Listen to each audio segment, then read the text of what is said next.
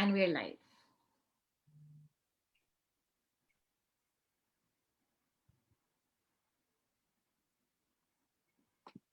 Rohit, we are live.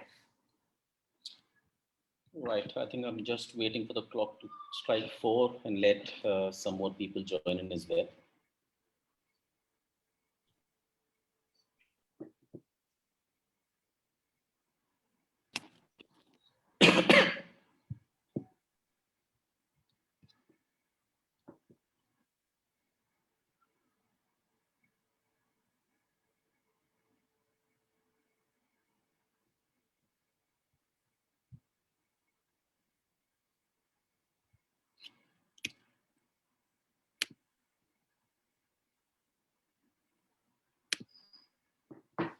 Well, very good evening to every one of you towards the fag end of the hot May month. Very happy that the hot skies have given way to cloudy skies now. Temperature starting to go down, and also our situation across the pandemic starting to ease off a little bit. On this wonderful Saturday evening, as the founder of Edustoke, I have the privilege of having the wonderful team of Mount Litera International School from Mumbai with our theme of the IB Continuum schooling. I have the pleasure of having as a panelist Ms. Suzanne Patel. Ms. Suzanne holds a doubles master's in business management and advertising, as well as a post-graduation in education management, bringing in over 1.5 decades of experience in international education in the capacity of both a diploma program coordinator as well as a teacher. She has worked with international schools offering the IGCSE, the IB, as well as the A-level curriculums. She's also been appointed by the IB as an examiner for the business management and extended assay. She has attended several IB and CI training programs and is well versed with the international curriculums. Ms. Suzanne, welcome to the discussion today. I have Dr. Vishnu Sharma joining in from again Mount Litera International School. Dr. Vishnu is a seasoned and dynamic educator who comes with over 2 decades of experience in schools and college in the fields of administration, operations, as well as academics. As an educator, Dr. Sharma has held teaching and leadership positions across an array of wonderful schools like Selakwe, Dehradun, Navrajna, Vadodara, Ecole Mondiale in Mumbai. He was also the head of operations across the RBK Education Group, spanning over 5 schools. Mr. Dr. Sharma works as the head of secondary school at Mount Litera International School, Mumbai, for the last 5 years. And under his leadership, Mount Litera School International has not only become an authorized IB school for middle years program and the DP program, but also received an accolade by the Times Education Icon Award in the year 2017. We have with us an industry expert in Ms. Sonam. Ms. Sonam is the managing director of Eduabroad Consulting, having over 1.5 decades of experience in the field of education, career counseling, and study abroad counseling. Sonam has had the knack of solving academic queries of students, guiding them perfectly as and when needed. She's also been a part of numerous workshops and counseling conferences across the globe, constantly working towards creating skill-based programs for high school and college students. She holds certificates from Columbia and Harvard universities. And in this year itself, she won the Times Iconic Award in the field of education. I would like my colleague Khushbu, who's the editor at Spectrum, to take over as the moderator of today's webinar and guide the entire webinar for a healthy discussion. Khushbu, over to you. Thank you, Rohit. A very, very, very warm good evening to all of you, all the viewers. Panelists, thank you so much for taking out your precious time to be here with us. And now that we start, it will be a great opportunity if Dr. Vishnu, we can start with you telling our audience and all of us, what is an IB continuum? What would you want to tell the audience coming from different backgrounds who, look up Google, who look up different books and who talk to different people and get different ideas collated? If there was one way, one simple way in which you could explain them what an IB continuum is, what would it be? Over to you, sir.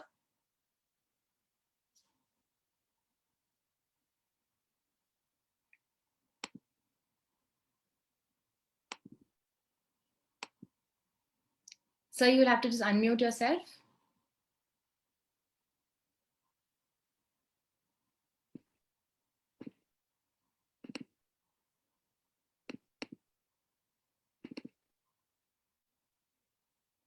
So thank you, Rohit and Khushbu. I hope you all can see my screen.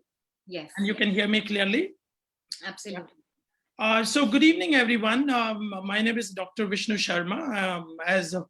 For the lovely introduction, Khushbu and Rohit, I'm here to talk about the Continuum. I'm very proud that I'm part of the Mount Litera School, which is a Continuum school. That's why I am here to share our experience with the continuity of the program. But just before highlighting the Continuum, I just want to share, because we all have witnessed, maybe not closely observed, but since we are in education industry, I would like to highlight in last 2 decades, things have changed drastically. And because we used to go to school and what our kids go to school today, there's a whole lot of things change. So these are few pointers. If you see the few things which I can highlight to you, somebody asked me long ago, what is the difference between the IB and the other boards? And I remember a very short answer I gave, that the IB is learning and the other boards are teaching. So that was just the nutshell. If you can consider this thing, it makes the IB as the student centric and the other board may be the teacher centric. So this is just one example I wanted to give. However, when we talk about the IB education today, we touch the modern education. And IB generally revolves around something called the IB learner profile. So those are the attributes, but what we need to understand here, that what is the root value of the IB learner profile? Because it's not about joining the school, it's about practicing things in the school. So it is very important. If you see the root here, we need to practice these things so that the IB, what expect from us, you're able to inculcate. For example, you need to practice the creativity, the curiosity, the empathy, the appreciation in the school, so that you can actually help the kids to become communicator, the knowledgeable, caring, and great thinkers. There's another thing which we generally need to consider in today's world, because why IB? Because IB has considered the 21st century skills in a very beautiful manner. So if this slide, if you look at, it's very important. These are the learner profile attribute we have. On the other side, we have the 21st century skills, as we understand how important these skills are to become successful in the 21st centuries. Now, coming to the question, Khushbu, what you have asked me, not many people know that IB offer 4 programs, and that's one thing. And second, many people feel, of course, they know that the DP program was the first program, but they always get confused about the second program. Most people believe that the second program was the PYP, but if you look at the number of the year of establishment here, MYP is the program, was the second one which came in picture, and then it was followed by the PYP, that is primary year program. The interesting aspect here is that IB generally keep researching, keep observing the change in the changes around us, basically. And that is why they have brought these programs, considering the needs of the modern world. Now, this is how they represent. And to my understanding individually, yes, almost 20 or 15 years ago, we used to have this special program, and we used to call them IB World School, even if you have offered one program. But to my, and of course, many of my friends' understanding, that the program, one program of the IB cannot create or cannot help you to become a lifelong learner. So continuity between the programs is very, very important. So it is very important that you take the IB philosophy in the PYP, and it should go through the MYP, and then followed by the DP, and of course the university level. So there are a few things I would like to highlight. As we know, there are 3 programs connected. However, the 4th program, which I just mentioned at the start, is not very common in India. There are only 1 or 2 places started the 4th program, that is called the career program, in India recently. However, these 3 programs are very, very common program, which is defined as the age group. So the PYP is for the age group of 3 to 12. Then MYP is from 11 to 16, and 16 to 19 is the DP program. What is common and which is the binding factor, which I love about the IB school in general, offering all 3 programs, that what you learn the inquiry cycle in the PYP, that should continue in the MYP, and of course followed by the DP program. So these are some of the common factors which I see. The program should be concept-based, which is actually you introduce in the primary and then go again to the MYP and then followed by DP. What happened with if we just offer 1 or 2 program and not the continuum, the kids are kids, they go to school, they are engaged in the classroom, they're engaged in the corridors and all. But if they just finish one particular section and somebody tell them, hey, listen, whatever you learned so far, it is now obsolete now, or it doesn't work this way, and then you do some other program which is not in continuation to what you have learned so far. So the kids of, let's say, the 9 or 10-year-old, they get confused. So it is very important that what they have learned in PYP or the primary section, it should be aligned with what we offer in the middle section, basically. Yeah. So allow me to mention a little bit, because this is also a very interesting thing. It's a connecting point right through the PYP to the DP. The classroom is dominated by the inquiry cycle, where time to time you give the opportunity for the kids to inquire and to act, and you reflect and you again inquire. So that's the interesting thing, which is very, very common. In the formative years of, let's say, the age 8 to the age of 14, 15, it is very important to promote the inquiry and allow them to reflect upon what they have done. So that's the beauty of this. To be specific, I would like to also mention that these terms, what happens, which makes the IB very unique. Whenever we learn, we used to have a different approach of learning in our school days. But what is important in PYP, they see the world as one today. Yeah. And that's what they talk about, the transdisciplinary. So you may not get into the subject like maths, science, and you don't see them differently, but you see how are they connected, right? And when you get into the middle years, just to appreciate what you have learned so far in PYP, you actually appreciate the interconnectedness between 2 disciplines. So how the science is related to music, how the science is related to English. It's a wonderful practice of doing this thing in the middle school. And of course, people may talk about different things about the DP, but to be honest, I love the DP program because it's really the content which is relevant and appropriate to become successful via university mode, basically. Whatever is required in university, the DP has considered those kind of things as such. Yeah, and there's another thing I must say that's also again part of the continuity. There's something called the approaches to teaching and learning. So if your approach is very different of teaching as well as learning in the PYP and very different in the MYP, again, you're disturbing the kid. It does make sense when whatever you have introduced in the primary, we keep the same approach, in the kids' education. So this is what we call the IB generally focus around these 5 skills. And if you've been able to inculcate these things in the classroom, it's a wonderful practice. I believe that you will be successful person in life.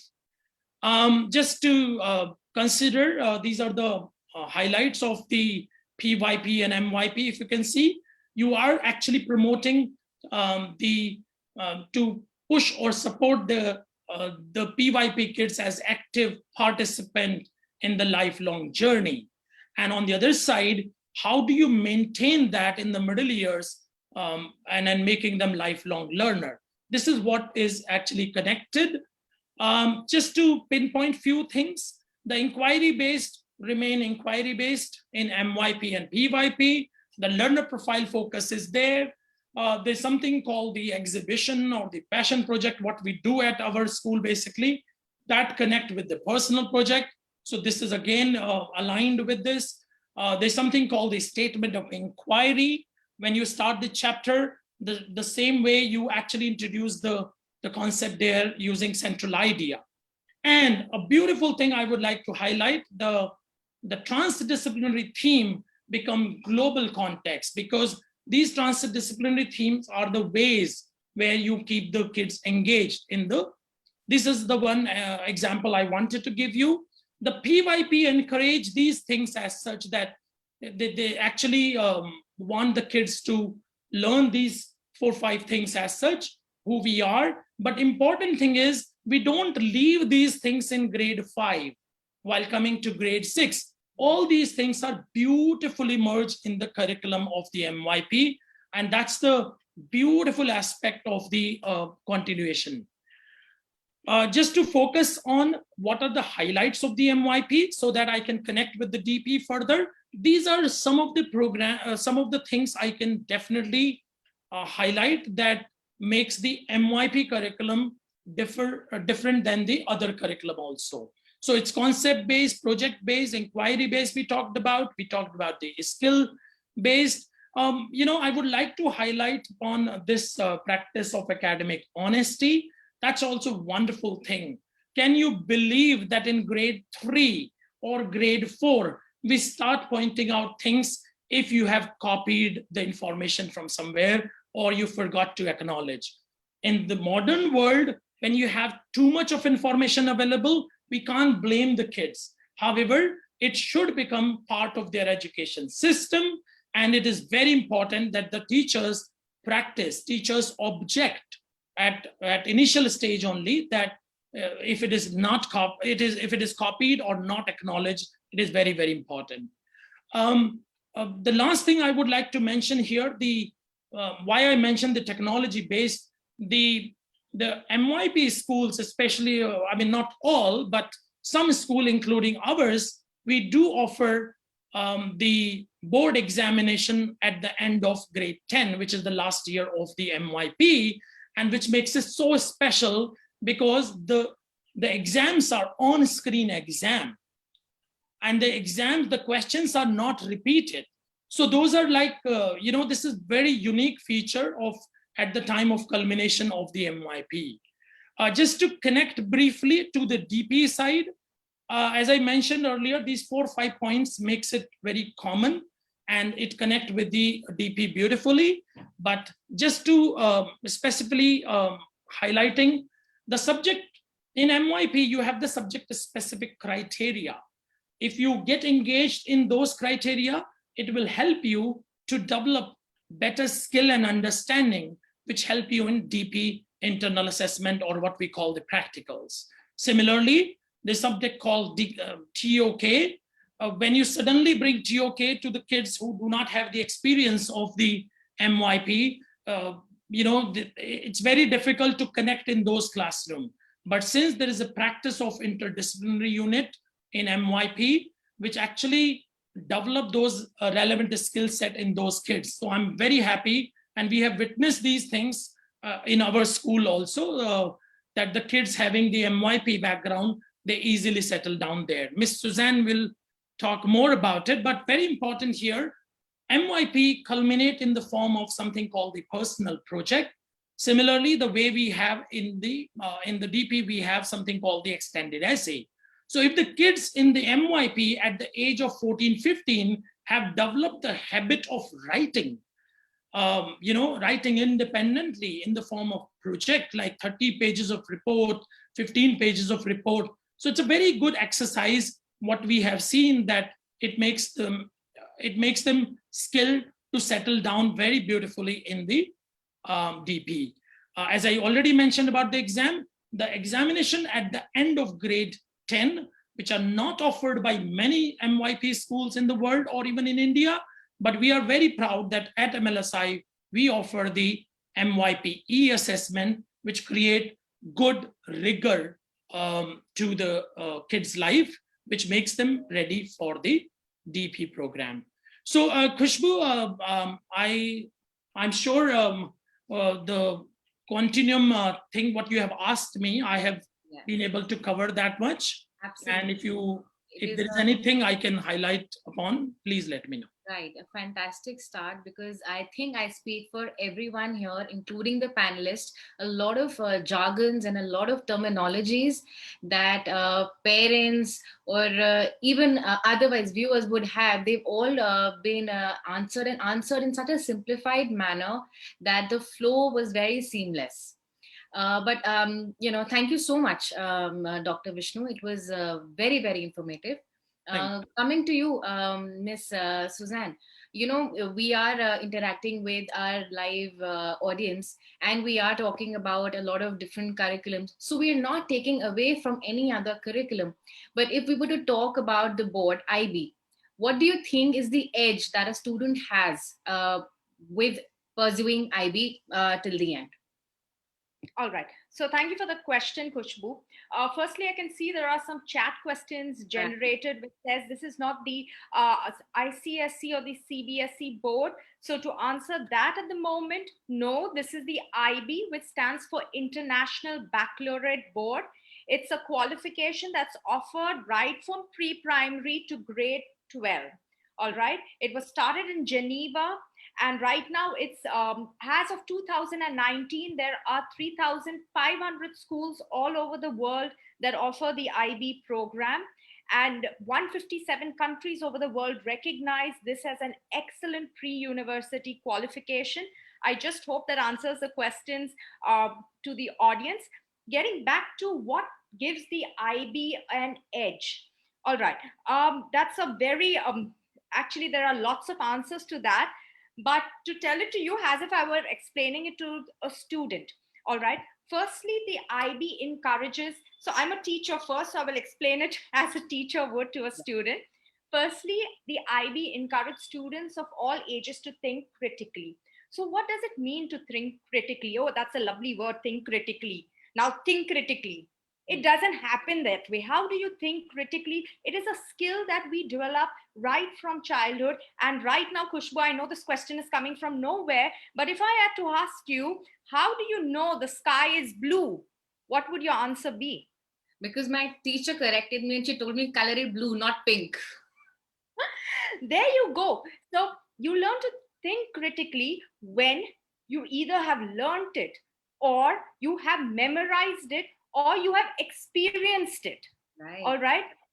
And so that's what the IB does. It focuses on inquiry and experiential learning. So as a business teacher, you introduced me as one, and I am a business teacher.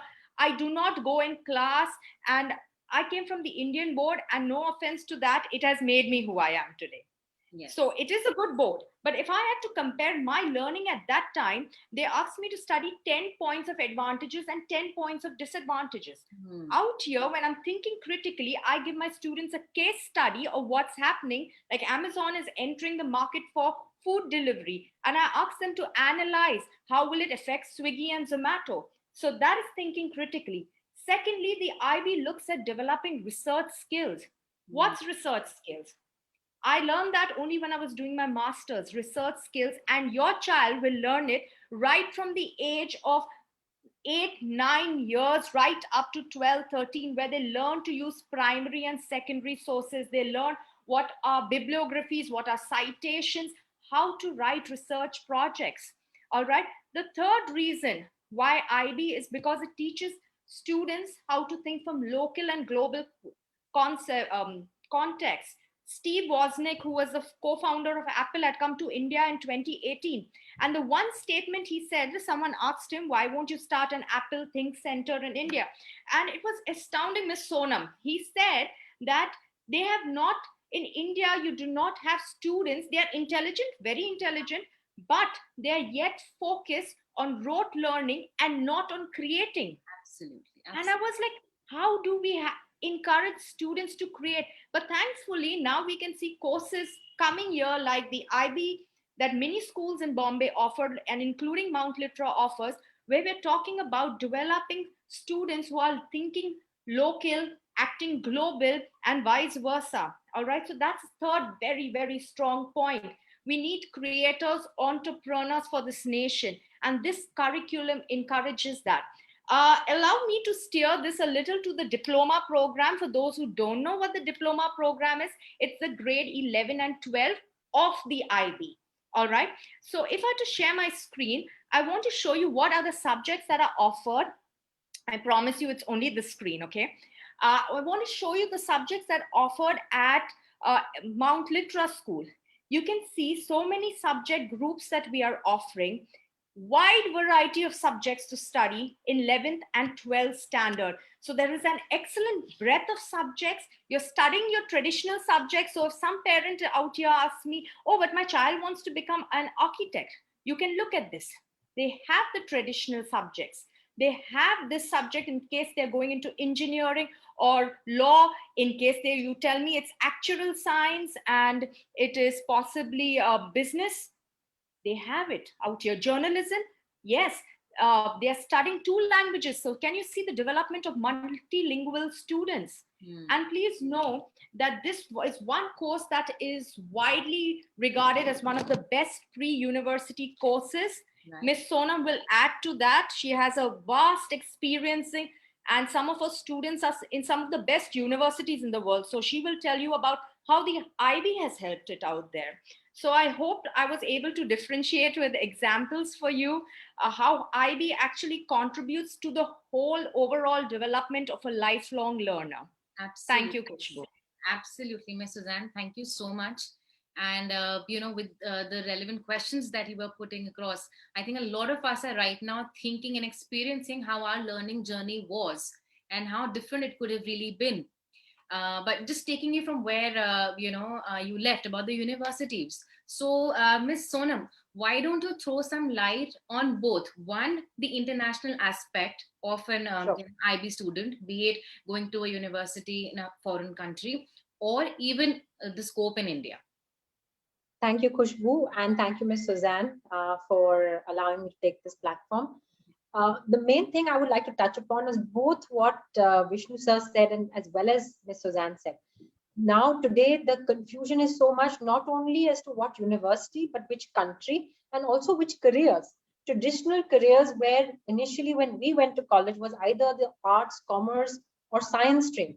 And then you became an engineer, doctor, lawyer, accountant, and very traditional places, or you became a businessman based on your father's business.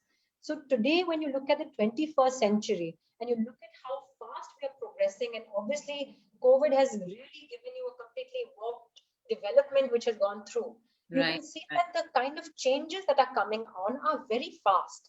So there is a constant development even in the field of education, careers, and moving forward, even skill sets. Therefore, today what we teach the children needs to be in terms of constant, like Ms. Suzanne said, lifelong learners. Traditionally, you could study for maybe your graduation, your master's, and then earn for the next 20 years based on the education you already had. So your wealth generation or your return on investment was based on only that 17 years of learning, and you didn't have to constantly update your skill set. But today's generation will have to constantly update your skill set. And this is, I have been also studying the McKinsey career report, and it is also in the World Economic Forum, where they say that the skills constantly needed in the world will change because of the disruption which comes in, and careers keep changing. So now you're not looking at traditional skill sets. You're hoping to teach the students to be able to use skills which are transferable to any job that they might have to take. So today I might be doing business, tomorrow I might be an analyst, and I might ultimately decide to become a writer. So, or there's a new thing come up in technology, right? So in order to be able, so you need to have transferable skills which allow you to move from one career to another career. Because of that, we come back to the first thing that Vishnu sir said. IB teaches you interdisciplinary learning, transdisciplinary learning, because today you are no longer learning subjects in isolation. It's no longer history in isolation, geography in isolation, physics in isolation. Subjects are today at the graduate level or master's level integrated because careers are integrated. One of the most popular careers today is game designing, animation, and these are no longer just one career, just one skill set. You need somebody who's good with computer science, is a coder, is good with design skills, enjoys graphics. So you are looking at transdisciplinary careers coming up. Therefore, it is important to have a transdisciplinary learning skill set. Right. And one of the boards which does it the best is the IB, because it is a holistic board. And when you are looking at, even then taking on from what Ms. Suzanne said, some of the skills today that are needed are to be a critical thinker, to be able to be creative, and to be having strong research skills. Teachers have moved from what the first slide, again, I refer to my colleagues because they've done such a fantastic job, is they're moving from traditional kind of learning, which was rote learning, to progressive learning. Progressive has to be the way forward because the world is moving too fast for us. So the skills also have to be progressively built on. And therefore, when you look at the skills required, it's no longer rote learners, because Right. anything you require today, you can Google it. Why is the sky blue? Google it, you will find an answer. Why today do I eat this? You can Google anything, right?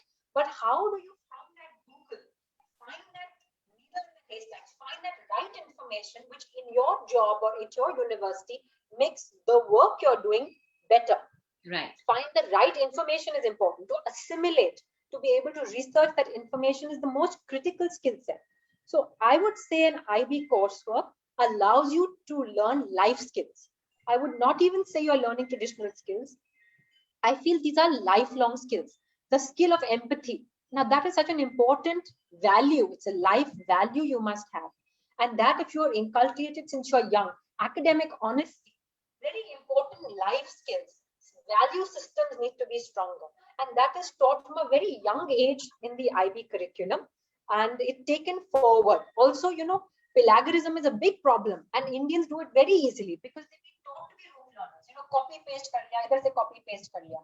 And that's why when people like Steve Wozniak come, they said we are rote learners and not creative, because we are not taught. We're taught to be a little scared of our teachers. And if you're going to a traditional curriculum, you have a very vast portion that you have to write in your exams. It's difficult to even assimilate that. But in a traditional IB school, there are not really textbooks. There are no textbooks. You are learning because you're reading. The more you read and the more you assimilate that data, that's where you are getting your marks, because your perspective, you're putting your perspective beyond what the curriculum is asking you to do. So I think that was, if I had to say that, I would say that's why IB is now considered one of the premium pre-university coursework, simply because it's teaching you a holistic method or skill sets that are very relevant to today's generation that we are currently living in. So I hope I answered that part. So Vishnu, so you want to add to that? Yeah, please? Can I add something, Khushbu, here? Yes, please. Because I just realized what Ms. Sonam mentioned, and I realized the unique feature. It's very important to consider two things, that we are talking about design thinking. In last 3 years, every other advertisement you talk about design thinking, and we as a professional, even if we are the senior leaders in, there's a lack in us, and that's why we are training ourselves and doing these kind of courses. Right. But if I have to tell you something very interesting here, that our students are actually in the process of design thinking right from grade 6. Now that's amazing, because the kids who are engaged in designing something at the younger age and keep asking questions, keep reflecting upon, have I made any mistake? Can I improve this? So that is actually promoting design thinking. In the formative years of 5 years, starting grade 6, it's a fantastic, because remember, we are advertising design thinking, but thinking is the attitude. You have to bring it to the school level. Let me also give you one more example. That's also one of my favorites example, that in most of the schools, what happened, or the board, let's say, not the school, but the board, let's say, in MYP, you have the physical and health education as a subject. How beautifully they connect the physical education with your health. Right. It's a part of your curriculum. You have assessment based on it, right? It's not just the, kind of the PT period where you just go and play. You get chance to plan, you get chance to reflect, you get into the process, and then you learn. And I don't know if it is the right time to ask a question, but one of my favorite questions where people do not, they're not able to give this answer, when I ask them, can you tell me, is if in the exhaled air, if the oxygen is higher than the carbon dioxide? The fact is, yes, it is. And we have learned that exhaled air is all about carbon dioxide. And if I have to convert this into fact, in the exhaled air, you have 16% of oxygen and 4% of carbon dioxide. You have to teach the kids in the classroom, then only he will learn the mechanism of CPR or the mouth-to-mouth breathing. So you have to interrelate these things. So just wanted to add to what Ms. Sonam mentioned. Right. That actually, while we were talking, we're seeing on the chat screen, we have parents writing anecdotes, and they are talking about how lessons can, be customized and taught just the way how child learns. Miss Suzanne, if you would have any anecdote that you would want to share on any particular lesson or any theme that you felt, how, you've been connecting it and making it interdisciplinary. Right.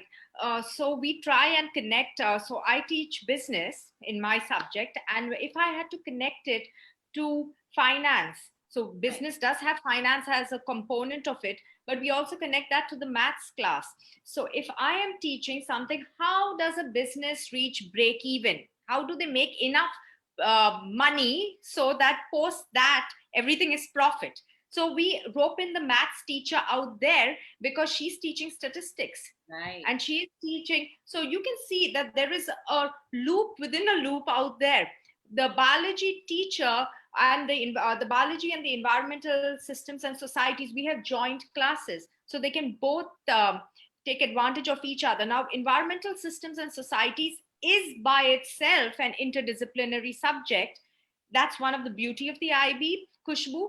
In that subject, students will learn something like population dynamics as well as pollution. So now it's merged together and you have environmental systems and societies. So you're looking, so you have already subjects that are fused in together. So it's making students think critically. There is a beautiful subject that all students have to study, which is known as theory of knowledge. Yeah. It is a subject which ensures that students are learning to critically reflect on their own beliefs and assumptions. For example, they might have very strong views on animal testing, and my view can be different from somebody else's view. How do we know the truths that we know? So they are learned. So this interdisciplinary subject, theory of knowledge, is intertwined in every other subject in the DP, including maths, biology, history, civics, everything. So you can clearly see that, yes, at all points of time, we have this concept that teachers would be familiar with it, which is called articulation. We are always trying to draw connections between my subject and your subject and how we can have a class together. Right. Yeah. So it is safe to say that there is no silo learning happening here. Absolutely. And it is all connected. Great. So coming back to you, Ms. Sonam, would you throw some light on recognition of IB on Indian universities and Indian colleges? Yes, that is something which is a question which comes to me very often, that if I do the IB, I must go abroad. And that's actually a myth and not a fact. Most schools today, I would say at least 40% of an IB class tends to stay back in India today. Maybe traditionally when IB started way back when, there could have been, because there was a gap, there was a bridge that say, okay, if I really want to go abroad, then I must do the IB curriculum, because as an international board, it is universally recognized. Yes. See, India has so many boards, so many state boards, that an international university can get confused. Are you coming from Maharashtra board, from Gujarat board, from Pune board? So there are too many, and the way every university, every board corrects can also differ. So when you apply to an international university, the traditional thing was, okay, I'll go for an international curriculum, which is treated as par, and they can understand it and evaluate it accordingly. Having said that, with the IB development over the years, IB is far more understood within the Indian curriculum as well and the Indian universities. And it has made a lot of leeway for the Indian university. For example, IB for only India allows you to do something called an IB curriculum, which allows you to take 3 sciences in the 11th and 12th for the students who are looking at medicine. Because for NEET, you have to have 3 sciences. Now, that is an anomaly of IB only done for India. So IB is also evolved with time. Because of which, a lot of Indian universities today accept the curriculum completely. And in fact, IB students do very well in the Indian curriculum. And when I say that, I feel like students today and parents are all aspirational. Nobody wants to go to a rote learning system. They want their kids to have a better future. And for that, I'm happy to say that there are a lot of new age universities, what I call new age universities, have come up in the last 10 years. So when I look at it, I see Ashoka, Flame University, Shiv Nadar. We have at least 20 great universities which have come up in the last few years, which are providing an international pedagogy, are providing an infrastructure with faculty which is well trained, and providing a more holistic learning environment. And these kind of universities are welcoming students from an IB curriculum. I remember being on a panel with the history dean of Ashoka, and he says, Sonam, I welcome the IB student because they are questioning, they are thinking, and they are making the class more interactive and engaging. And I welcome these students. Please ask them to apply to my program. So, the more professors you meet, even within the community of universities within India, and what I call the new age universities, you will find that there's a great development happening within India with universities and what they also expect and what the outcome is. It's no longer that they are building robots. We are building people who will become the entrepreneurs and will become the future of India. So we need them to be thinkers and we need them to be creative in their thinking. And I can definitely see that in the kind of universities being set up around me. Almost every year, every month, there's a new university coming up with the kind of depth of knowledge that we hope to impart to the students. So whether it's data science, artificial intelligence, biomimicry, right? New fields, kinesiology. I mean, we've not heard of these fields also earlier, but these are all the fields which are coming up, and students are opting for these options.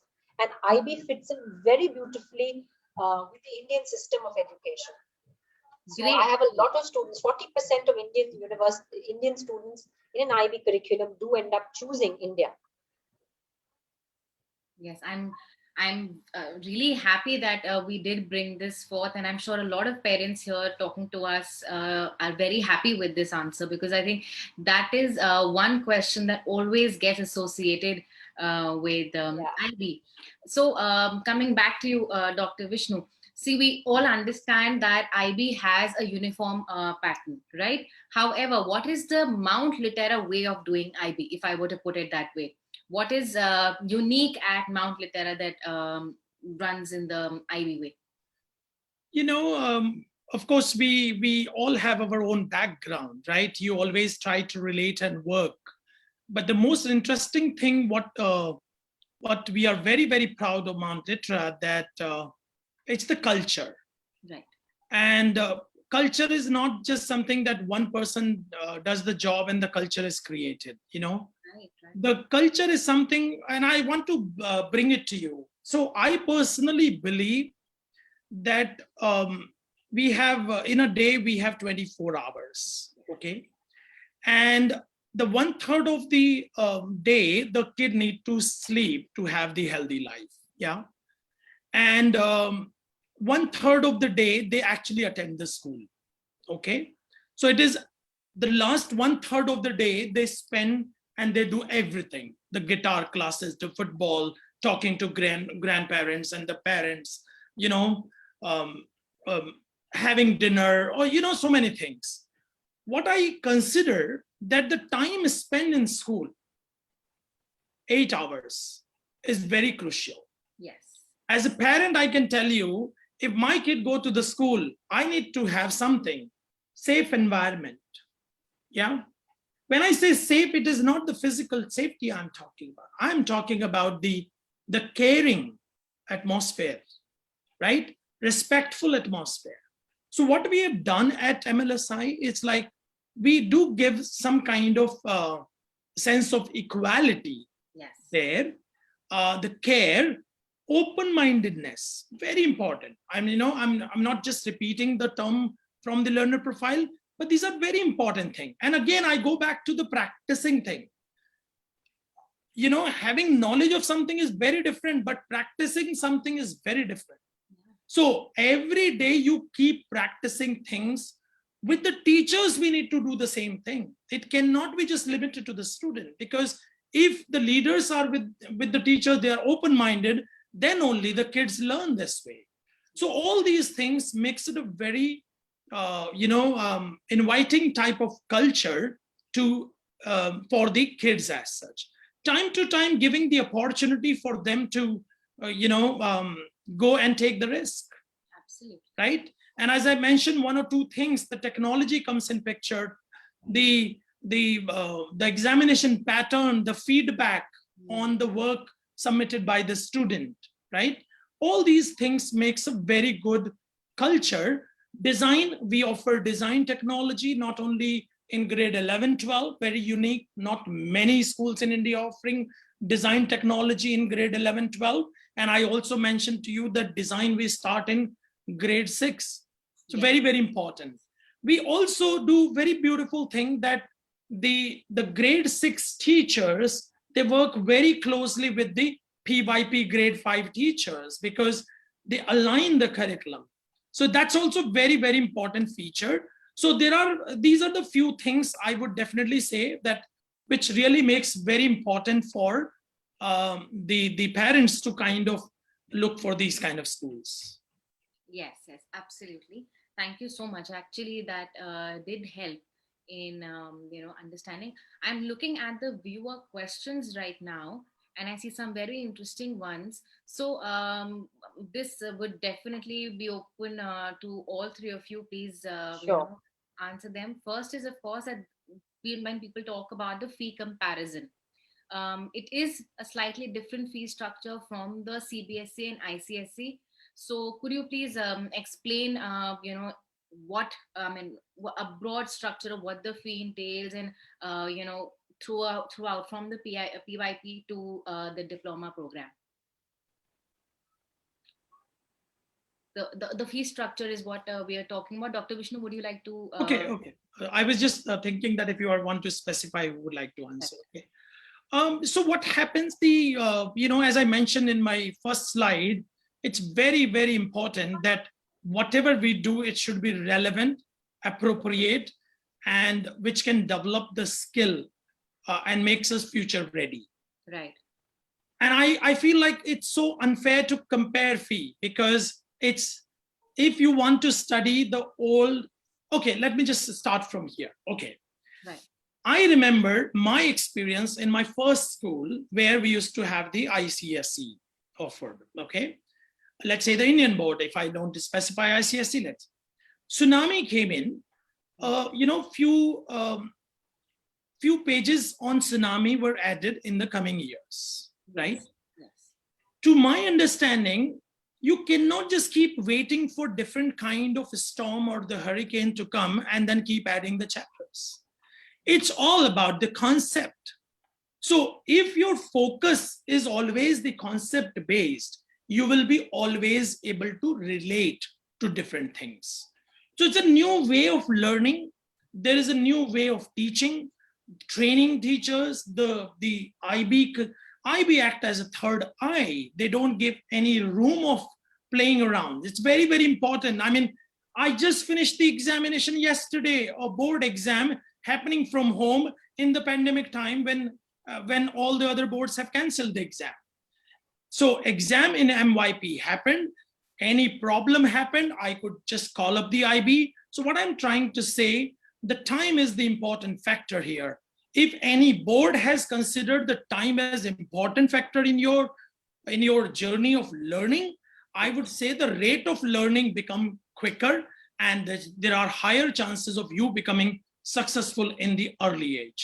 Yes, it is slightly, on the higher side, but I feel it is actually worth spending time and the money today, because if by the time, because you anyway end up wasting more money in the later stage to develop those relevant skill, and you will still not be a perfect person. Absolutely. So that's the way I would be able to respond to this. Yes, very true.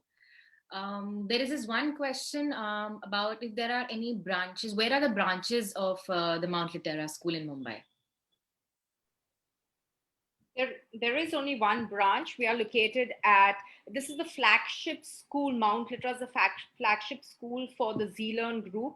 And we are located at BKC, right behind Asian Heart Hospital. That's quite convenient centrally to whether you're coming from South Bombay or from other parts of the suburb. Okay. There is another question, very interesting one, which talks about how are the teachers evaluated? What about their, development, be it professional or, how are they wind up into the IB system, even if they are coming from different boards? Okay. So I'm going to answer this, but I'm sure Mr. Vishnu or Ms. Sonam will add on to it in a bit. To begin with, when we look at a teacher, firstly, they need to have the educational qualifications, but then that is not the only criteria aside from the additional educational qualifications, but they should have the personality that we are looking for, which includes a bit of dynamism.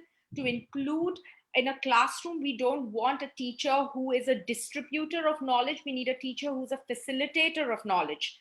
So how does a teacher bring that to the classroom is something that we need to look at, and that is the personality of the teacher, right? So education becomes the first level.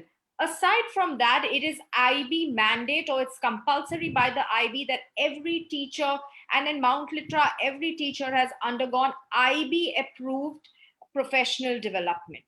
All right. I'm very proud at the moment to share this with you that in the diploma program, grade 11 and 12, most of the teachers are already IB examiners. What does it mean to be an IB examiner? It's almost like someone giving you a stamp of approval. What does it mean to be an examiner? It means that these teachers are correcting board exam papers of the IB. And please understand, it takes a lot of assessments to pass before you become an IB examiner. All right. I myself am an examiner in my own subject as well as extended essay. And every year I have to qualify to become the same, in spite of being an examiner for so many years. So we are very proud to say when we know what we are delivering. Yes, absolutely. So another question. If I can just add one important aspect here, which we do keep in mind, Ms. Suzanne mentioned the dynamism of the teacher. It's very important to two feature I really feel. One is the open-mindedness. In the old days, if you remember, if you were the knowledge provider in the classroom, and if the kid, you're not able to answer the kid question, you used to feel guilty about it. Yes. Please remember, when you start working on it today, you need to still stand very proudly in the class, even if you're not able to answer the knowledge-based question. So one is that you need to be life learner yourself, lifelong learner. Absolutely. If you're not open-minded to learn and you just feel that I know everything, then thing doesn't work. Okay. Second is also associated, because the IB syllabus, IB keep considering what's happening around. I'm very proud, and I remember Ms. Suzanne only was taking that class. I'm very proud last year when we had this NRC and the NPR issues, happening. And also 2-3 years ago, we had this demonetization. We brought to the classroom in the formal learning platform. And it is very interesting that you need to keep reading about what's happening, and you need to keep referring to the information and how do you shape the things in the classroom. Very, very interesting point. So it doesn't happen if you're not open-minded. So I do consider the open-minded as one of the top priorities of and the second thing is good in academics. In your own days, if you were good at academics, your deeper understanding of the subject is always extra provide extra edge to lead in the IB industry. So Right. these are the two important features I can mention. Right. Another. Kushi, if I can just Sure. talk from some of the questions I can see. A parent has asked whether IB is accepted by state universities and state colleges. Absolutely. IB is accepted within India, and all boards which are accepted in India are accepted by universities and colleges across India, no matter where they are. Christ College in Bangalore takes in some of the most IB students. Jai Hind College in Mumbai, HR College. All of these colleges very much accept an IB student based on their mark sheet that they submit, right? Another question I can see is, does IB help with the Indian international exams like SATs, etc.? Now, the SAT is based on math and English. The IB helps you not, I'm not talking about IB, I'm talking about DP program, which is your 11th and 12th, which is basically the curriculum which is used for further exams. The SATs traditionally is based on the English and math, a lot of which is covered in the IB. However, students do need to study a little bit outside of the curriculum because it's about structure of exam. No matter what you do, every exam is different from each other. So you need to understand the structure of the paper. And for that, students do tend to study beyond the syllabus of the school to be able to answer that. GRE and all, however, CET, etc., is at a master's level, which is not taught at the school level. A third question I can see is, how is your school content path develop of the IB diploma? So we've already got one graduating batch this year, and we're really proud of this current batch because we've already got some fabulous admits coming out. We've got an Imperial University, Toronto University, some going into design school within India. We have a very eclectic batch, and they've all secured admission already, some having more than 3 or 4 offers coming in, from which now choices are happening. So we are very confident beyond. See, what makes a good school? One is always the culture of a school, which has been growing from ground up. 2 is the faculty. And Ms. Suzanne has already reiterated on the quality of the faculty. When you have examiners who are teaching you, they obviously understand the depth of the curriculum. 3 is the infrastructure. So the technological advancements, infrastructure. That's one of the key reasons a lot of our students go abroad to study, is because of the infrastructure provided, the lab work provided, the kind of facilities that are available.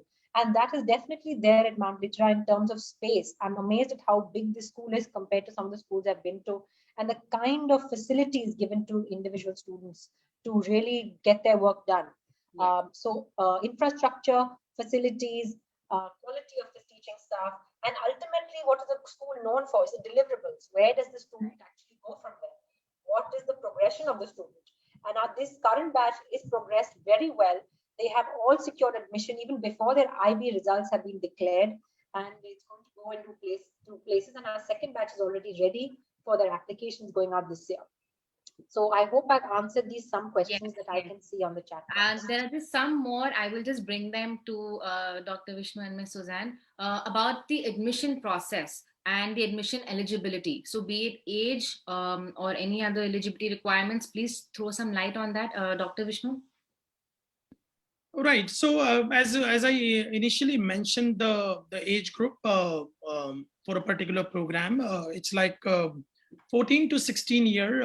That is the age you actually you are actually in the middle school basically. But sometime what happened in the primary when you either started late, so the middle year actually start from age 11. However, if you finish age 11 in your PYP, then at that time you become age 12. So it's like 11, 12, you start in the MYP program. And of course, 16 to 17, it goes in the DP program. As far as the admission is concerned, we have the admission in charge in the school. If you just call up the school at the given number, the website, the details, and there will be a person picking up the call, and then you can inquire.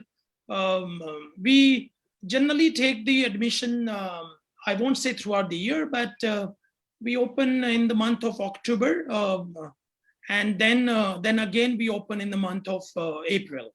Okay. It's like this. Then of course we have the components here. There is an entrance test you take. When I say entrance, it doesn't happen at the time. I mean, all kids giving at the same time. No, you come and then as per the age group or the class you're you want the admission for that particular age group or the class, you have the entrance test. It's not a knowledge-based test. It's like seeing the appropriateness in and the general understanding of the English, maths, and science. That's in the middle school. And Miss Suzanne, if you can highlight on the DP requirement.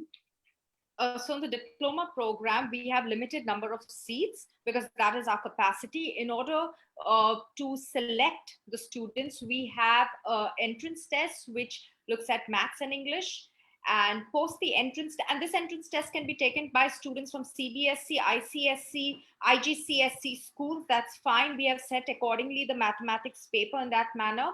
Maths and English is the entrance test. Post the entrance test, we have a panel interview by the admissions team, and then we send out a letter of confirmation accordingly. So it's quite a simple process.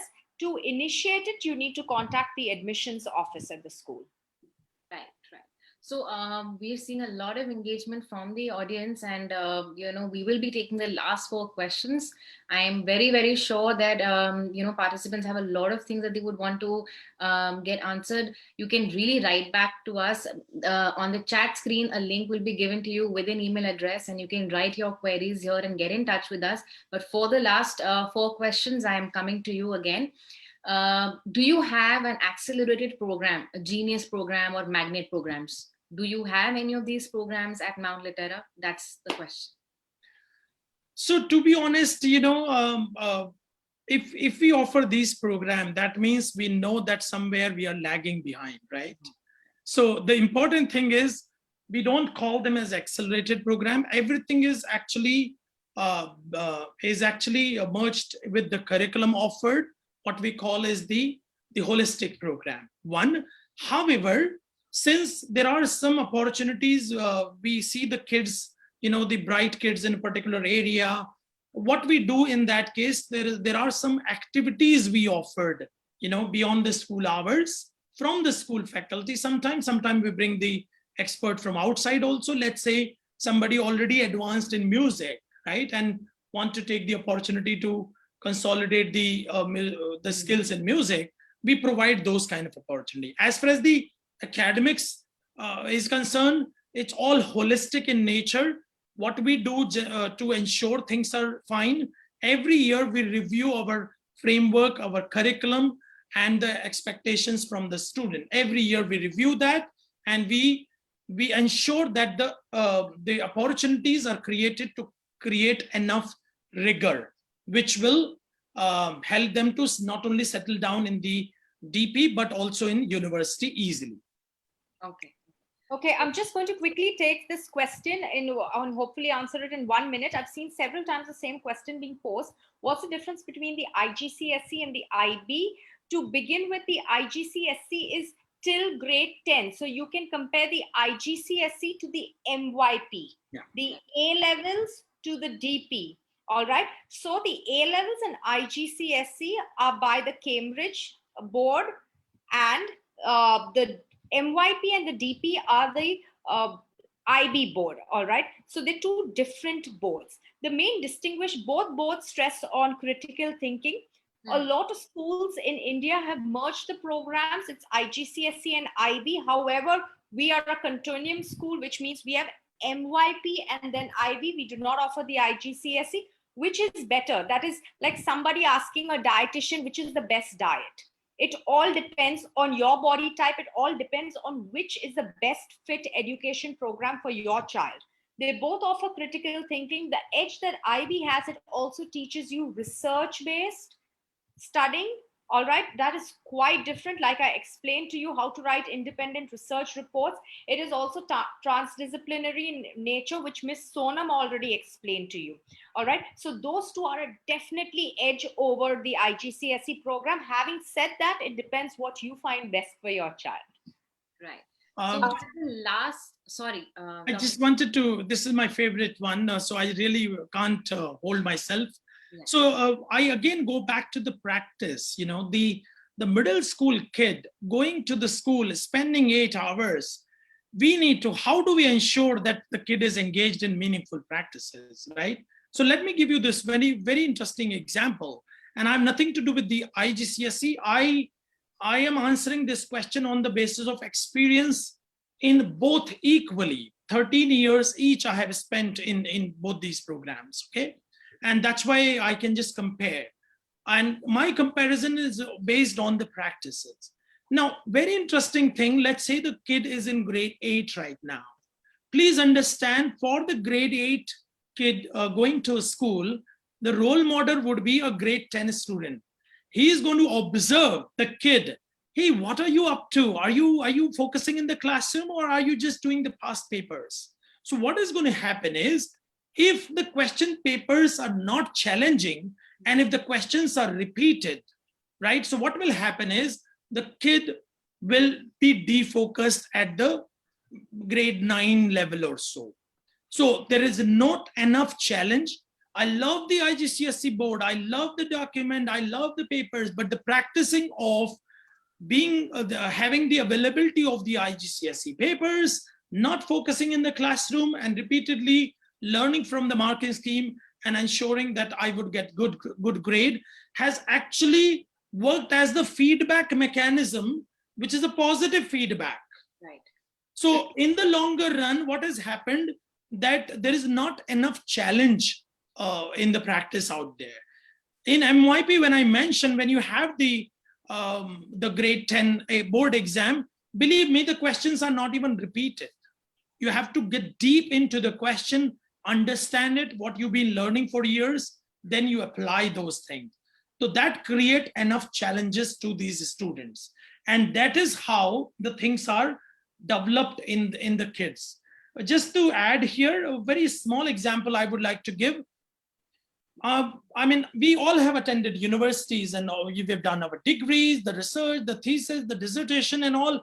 But most important thing I want to tell you, our grade 6 to 7 kids, they know what is the meaning of hypothesis, and how do I conduct the experiment, how do I plan the experiment, and what are the independent and the dependent variables, including the controlled one, I need to consider when I plan the experiment, right?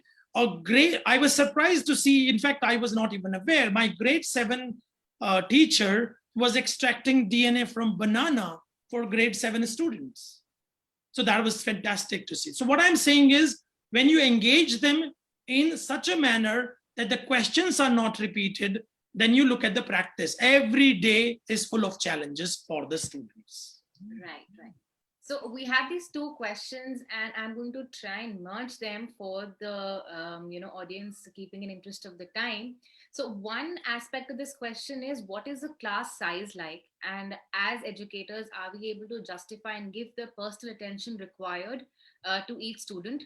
And the second part of this question would be, or would they need a tuition support at home? Sorry if I'm speaking a lot, but allow me to answer if possible. And Ms. Suzanne, you can add. So both the questions are very interesting. Let me say. So I answered the first question, the second question first. Since the classrooms are so engaged, right? There is no, how do I say? Give you the framework, right? There's no fixed textbook that you have to just cover the textbook. That means it's a challenge for the tutor, because there's no fixed textbook.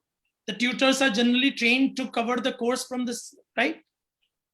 So it's very difficult. So we do not encourage anybody to go for tuitions. But sometime, let's say, your conceptual skills right from the primary education has been missing. We help you to identify there you want to take the extra support just for the temporary phase to come up to, let's say, the general operation skills in mathematics. If you continue with the weak skills there, then it will be a problem. Sorry, Khushbu, just can you highlight the first question? I would love to answer that also. Class size. What is the class size like? Yes. So a very interesting feature. I understand the parents have this concern related to, because what is the connection? How do you transfer the skill set, basically? Very important thing is, on an average, at Mount Litera, we have the kids, 22 to 25 is the class size we have. On the other side, as you asked for the personal attention, I must tell you, as Miss Suzanne mentioned a while ago, that the IB training we talk about, not only IB, but also in general, the school belief, there's a practice of differentiation is always very much executed in the classroom. So that's a very interesting feature that teachers keep getting trained on that aspect, where the learner's style of understanding, style of learning is also encouraged. There is no support of extra class, that suppose you attended maths class in the morning and then you have extra class with the teacher to fill that gap. We do not encourage that kind of culture. However, due to the smaller classroom and having the differentiation practice is actually helping us to do well. Ms. Suzanne, you would like to add anything here? No, that's completely in sync with what I would about share on the same. Thank you, sir. And obviously that brings us to the end of this session. Any final thoughts? Ms. Sonam, starting with you, any final thoughts? Just that anytime you're confused about which board you should choose the board appropriate for your child. It is not important. The schools are important, but the choice of board or which, it depends purely on how you see your child. And as parents, you're the first counselors of your child. You do know your strengths and weaknesses of your child. So choose a board accordingly. And I know it's anxiety driven, and I hope today we have given you enough detail about what the IB curriculum goes from, and why it is a good board to probably consider if you haven't considered, and broken the myth for you that only people going abroad need to take an international curriculum. So with that, I pass it on to Ms. Suzanne if she has any final thoughts. Thank you so very much, Ms. Sonam. In conjunction with what you said, I would like to add that there is no good candidate for the IB program. IB program is meant for every student. And in order to lead a very full life, the two key skills for the IB program would be time management and organizational skill. It is challenging, but if you can hold these two skills in place, you can lead a very you can become a very successful IB student, and you committed to learning and beyond the classroom. So you'll see our IB students at Mount Litera are an economics club, MUN. They are entering various international competitions. So there's a lot happening, and I would encourage you to try the international board. Thank you, Mr. Vishnu. Yes, thank you. Thank you, Ms. Suzanne and Ms. Sonam. Yes, I would love to add here because this is very interesting, and I love these 2 points. I have been teaching biology throughout my life, and these 2 important terms one is the mutation, the other is evolution. Now, the basic difference, if I have to understand, is mutation is the sudden change and evolution is the gradual change.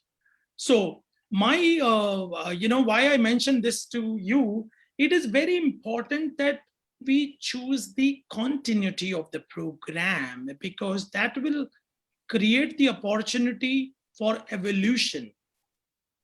Just trying one board and then just very quickly expecting something may not happen, because you're getting into the mutation zone, right? It is very important, since we are talking about a skill building, and evolution helps us to develop the ability in the direction of the survival of the fittest. When the program itself is modern, when the thought process, the people who are involved in the designing of the program, they are keeping the futuristic approach. That means it is very important that we engage our kids in that kind of practice, so that we can relax, they can be on their own as such in life. Right. We have Rohit back with us. It was a pleasure moderating this here, and I feel very, very informed myself, and I think I speak for a lot of our audience as well. So thank you so much. Over to you, Rohit. Thanks, Khushbu, for hosting this wonderful, informative webinar today. We usually make it a point that we do not eat away into both our viewers as well as our panelists Saturday times, but I clearly see that we've overshot by 15 minutes and everyone has been very, very hooked on to the entire information. Thanks a lot, Dr. Vishnu, Ms. Suzanne, and Ms. Sonam for joining us today. I know in the hectic schedules that you follow, often at times, a lot of webinars become very, very mundane and boring. But I can tell you that, as much as I was hooked on for all the time, all the prospective parents had a wonderful time listening into all of you. And I'm sure that, any one of your friends who's missed out can view that on our Facebook page or on Mount Litera's Facebook pages as well.